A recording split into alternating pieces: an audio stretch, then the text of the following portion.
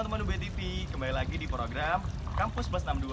Nah, kali ini bersama dengan aku, Faiz, dari Formapi, Forum Mahasiswa Peduli Inklusi. Nah, kali ini aku yang akan menemani teman-teman semuanya di program Kampus Plus 62. Tapi sebelum kita masuk ke topik utama, kira-kira teman-teman di sini tahu nggak sih apa itu Formapi? Nah, kalau nggak tahu, aku langsung kasih tahu ya. Jadi, Formapi itu adalah Forum Mahasiswa Peduli Inklusif yang berdiri pada tanggal 8 Juli 2014.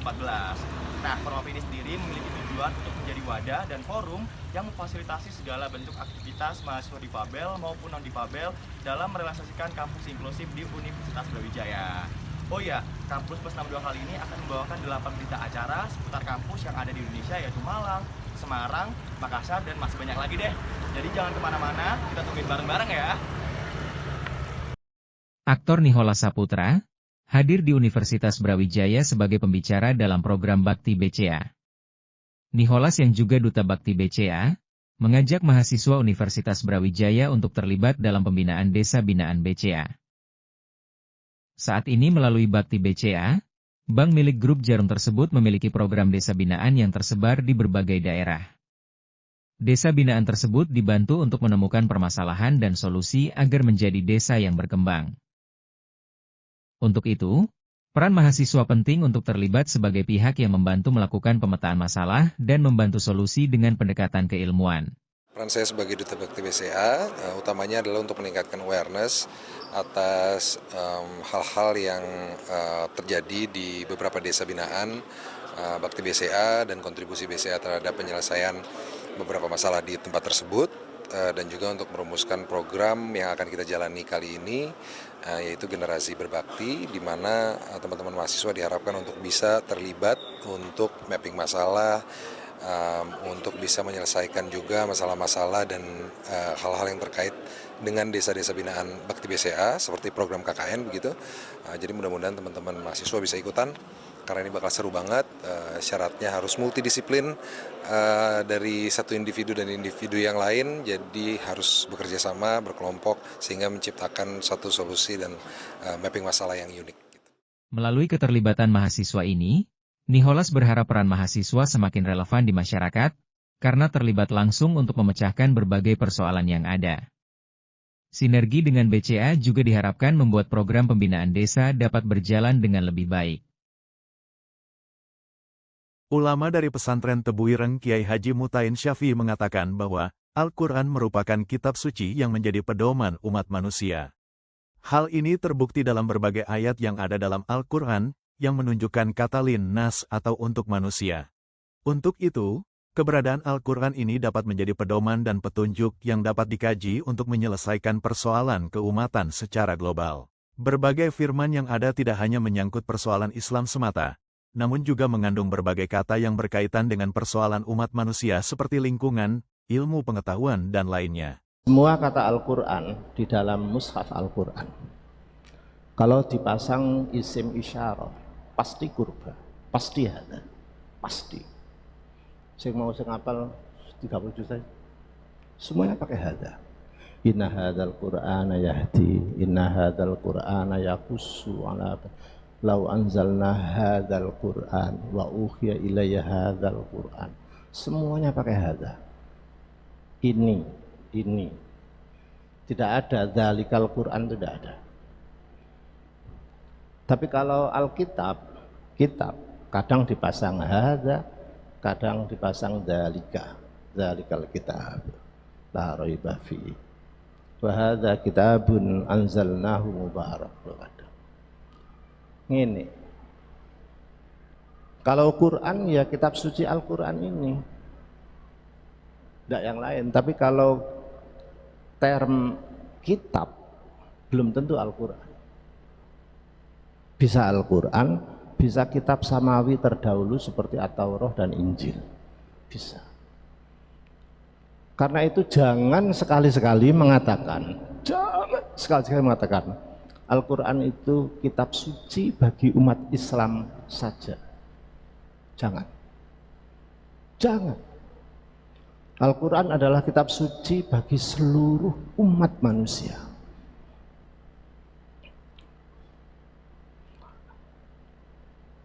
Dalam satu surat yang sama, Iya, betul.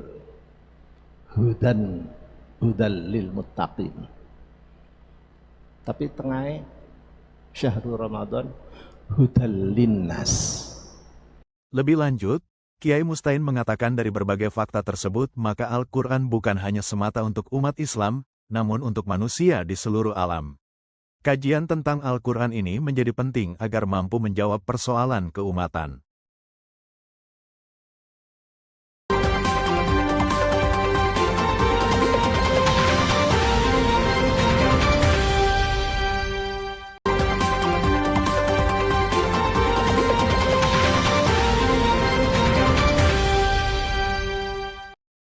Wakil Wali Kota Malang Ali Muthohirin usai gelaran Musrenbang mengatakan bahwa kegiatan Musrenbang ini merupakan media untuk mencari masukan dari berbagai kelompok masyarakat terhadap rencana pembangunan yang sudah disusun oleh pemerintah kota.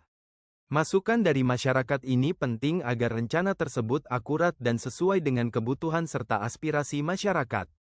Ali menambahkan bahwa program prioritas seperti penanganan banjir, sampah, kemacetan dan lainnya sudah masuk dalam rencana pembangunan sehingga diharapkan dapat segera dilaksanakan. Forum hari ini kan memang forum konsultasi publik kita, maka ini menjadi kewajiban kita bagian dari proses Musrembang yang ada. Kita ada konsultasi publik dan ini Musrembang kota, jadi kita mengundang semua elemen. Jadi masukan-masukan tadi tentu menjadi catatan yang baik bagi kami dan tentu akan juga kita masukkan di RPJMD sebagai titik-titik fokus. Sudah kita catat juga, Bu Dwi sebagai Bapeda juga sudah fokus ke sana. Jadi masukan-masukan yang tadi sangat positif ya tentu menjadi catatan baik bagi kami. Itu skala prioritasnya apa nanti? Skala prioritas yang akan dilakukan itu? Tetap sama semuanya. Kalau perintah Pak Wali kan tetap program unggulan itu masuk di semua di RPJMD, Dasa Bakti, sudah itu menjadi prioritas kami.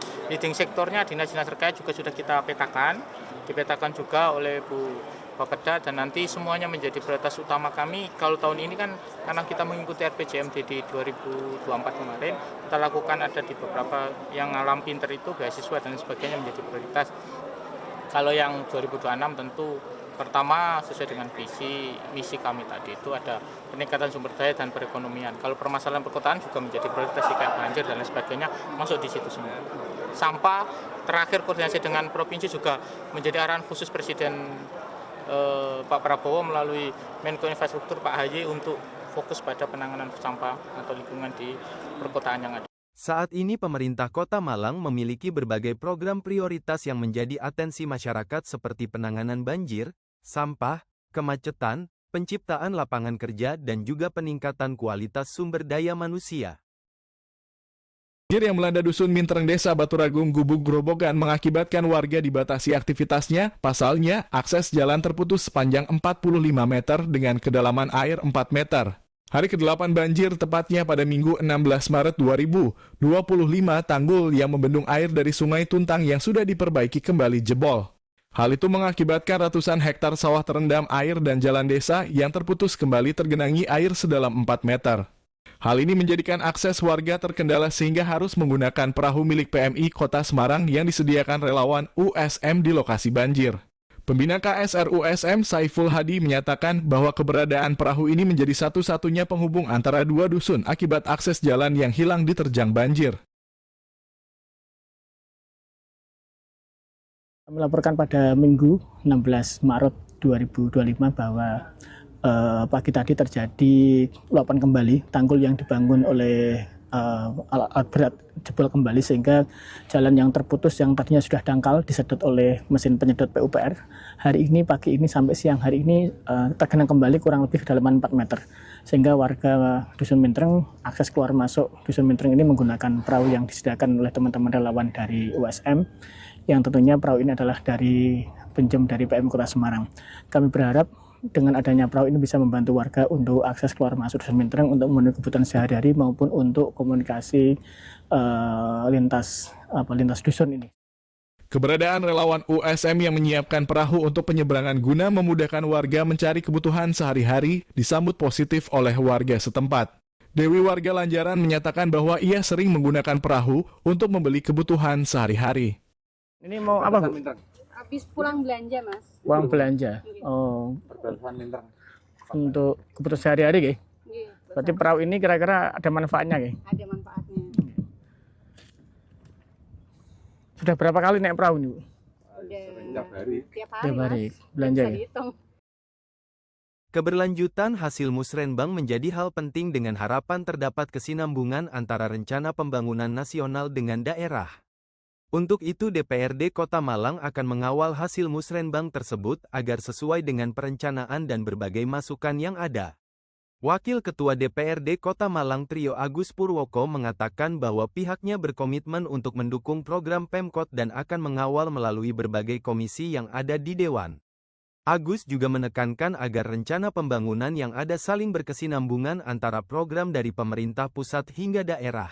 Kami mengharapkan dari DPRD adanya keberlanjutan. Jadi apa yang sudah menjadi tahapan di periode sebelumnya, di periode ini bisa meneruskan. Artinya yang baik itu harus tetap dipertahankan, kalau yang perlu diperbaiki itu harus diperbaiki. Termasuk kita ingin adanya ketersambungan ya antara RPJPN ya nasional, kemudian RPJPD rencana pembangunan jangka panjang daerah, dan baik di tingkat provinsi maupun yang ada di tingkat kota, agar semuanya ini bisa sinkron ya, arti inline dengan kebijakan pusat dan di daerah bisa melaksanakan hal tersebut. Kemudian yang kita juga tetap mengakomodasi apa yang menjadi visi misi dari wali kota dan wakil wali kota terpilih, karena itu bagian dari janji politik, dan kami di DPRD siap nanti bekerja sama di dalam penyusunan, karena insya Allah di dalam minggu depan kita akan ada penyampaian dokumen RPJMD dari wali kota dan wakil wali kota terpilih di periode 2025-2030 gitu. Melalui musrenbang ini pemerintah kota dan dewan diharapkan dapat bersinergi melalui tugas dan fungsi masing-masing sehingga pembangunan di Kota Malang dapat berjalan sesuai dengan perencanaan dan mampu memberikan hasil yang terbaik bagi masyarakat.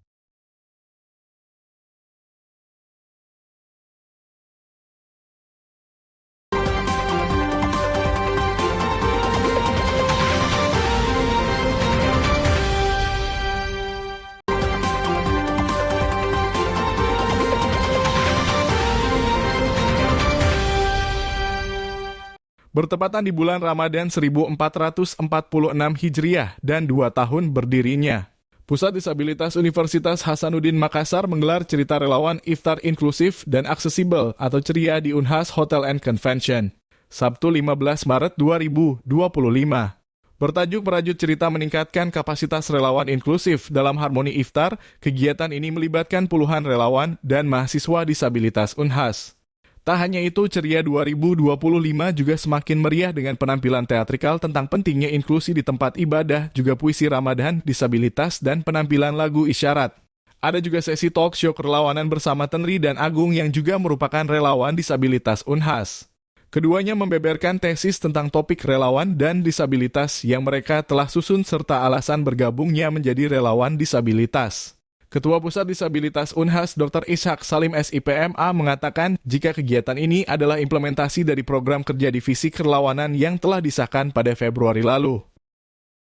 Ya, jadi relawan gathering ini sebenarnya bagian dari implementasi dari program kerja yang baru-baru kami sahkan bulan 2 yang lalu.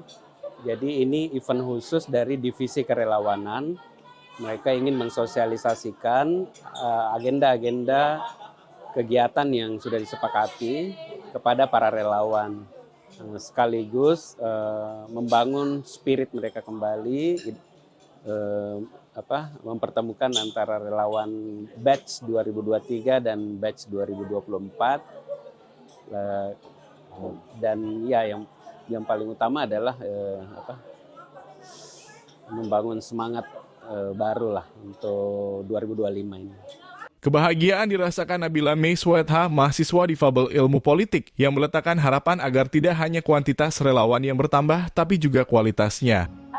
Tentu saja saya sangat bahagia ya dengan adanya pertemuan bersama dengan teman-teman relawan ini, tapi kedepannya saya berharap bahwa relawan Unhas itu bukan hanya kuantitasnya yang bertambah, tetapi juga kualitasnya, makin banyak membersamai teman-teman difabel Unhas dan juga makin banyak melakukan pendampingan.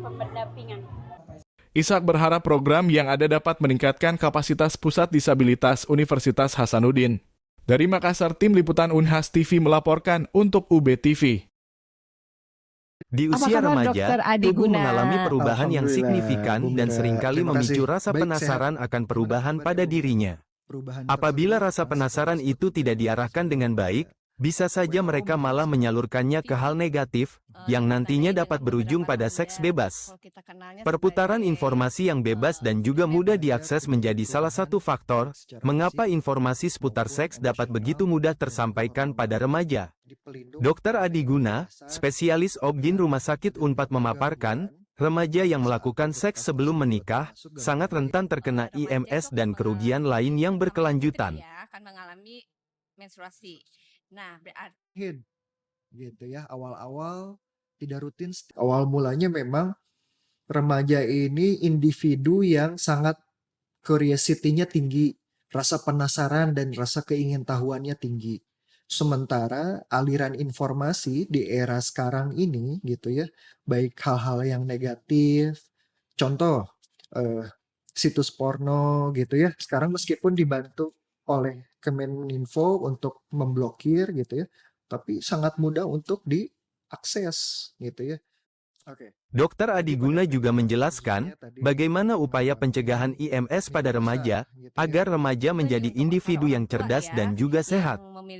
Memang di masa remaja ini banyak potensi atau energi yang terpendam gitu ya. Baik itu rasa keingintahuan, kemudian rasa ingin mencoba segala sesuatu, dialirkan ke hal-hal yang positif, Bu Mira. Contoh, bila suka seni, alirkanlah ke bermusik misalkan ya. Olahraga, dialirkan ke olahraga. Raih prestasi, sesuatu yang membanggakan dari sesuatu yang memang ada potensi atau bakat gitu ya, dimaksimalkan dari situ. Kemudian didukung dengan peran orang tua, sekolah gitu ya, untuk mengalirkan ke hal-hal yang positif. Mau itu otomotif, seni, musik, kemudian olahraga. Jadikan suatu prestasi agar energi atau sesuatunya bisa dialihkan atau dialirkan, Bu Mira. Jangan malah dialihkan ke sesuatu hal yang negatif. Gitu. Pengalaman saya dari beberapa pasien sih seperti itu. Saya sarankan untuk mengalirkan energi tersebut ke arah yang positif. Gitu, Bu Mira. Poin berikutnya, sebagai dasar atau landasan, karena kita orang yang beragama, balik lagi, menjadi pelindung, tameng atau dasar, kuatkan agama, gitu Bu Mira. Sama lingkungan, pilihlah lingkungan atau pertemanan circle yang, ya. nah istilahnya circle-nya ya positif. Jangan kita dekatin circle-nya yang memang negatif. Untuk informasi seputar kesehatan lainnya, saksikan Healthy Talk di kanal YouTube Divya Unpad TV. Dari Jatinangor, Sumedang, tim liputan Divya Unpad TV melaporkan untuk UB TV. Direktorat Kemahasiswaan Universitas Hasanuddin mengadakan kegiatan berbagi takjil pada Rabu sore 12 Maret 2025. Sebanyak 1.200 paket takjil dibagikan kepada para mahasiswa. Kegiatan ini dilaksanakan di 4 titik. 3 titik di kampus Unhas Tamalanra, yakni di parkiran Rektorat Unhas, parkiran depan Baruga Andi Pangerang Petarani Unhas, dan lobi pintu masuk gedung Science Techno Park Unhas. 1 titik lagi berada di kampus Unhas Goa, tepatnya di Masjid Al-Ilmi Fakultas Teknik. Takjil yang dibagikan diperuntukkan untuk mahasiswa aktif Universitas Hasanuddin. Mahasiswa yang ingin mendapatkan takjil diwajibkan untuk membawa kartu tanda mahasiswa atau KTM Unhas. Kepala Subdirektorat Kelembagaan Mahasiswa Universitas Hasanuddin Muhammad Irdam Ferdiansyah mengatakan bahwa mahasiswa menunjukkan KTM untuk mendapatkan takjil. Ya, baik. Jadi Unhas berbagi takjil ini atas inisiatif dari Direktorat Kemahasiswaan. Jadi kami membagi kurang lebih 1.000 takjil. Ada 1.000 yang di kampus Unhas Tamalan Ria dan 200 di kampus teknik. Di kampus Tamalan Ria itu sendiri terbagi menjadi 3 titik. Salah satunya ini di STP, yang lainnya lagi ada titik di Baruga dan juga di parkiran Rektorat. Jadi untuk syaratnya ini memang kita hanya khususkan untuk mahasiswa saja. Jadi nanti mahasiswanya cukup membawa kartu tanda mahasiswa saja, KTM saja, tapi tidak bisa diwakili tentunya. Kemacetan terlihat di salah satu titik pembagian takjil di kampus Unhas Tamalanra, tepatnya di depan gedung Science Techno Park. Ratusan mahasiswa terlihat menunggu dan mengantri untuk mendapatkan takjil. Muhammad Irdam menambahkan, program Unhas berbagi takjil ini akan dievaluasi dan tidak menutup kemungkinan untuk diadakan kembali. Dari Makassar, tim liputan Unhas TV melaporkan untuk UB TV.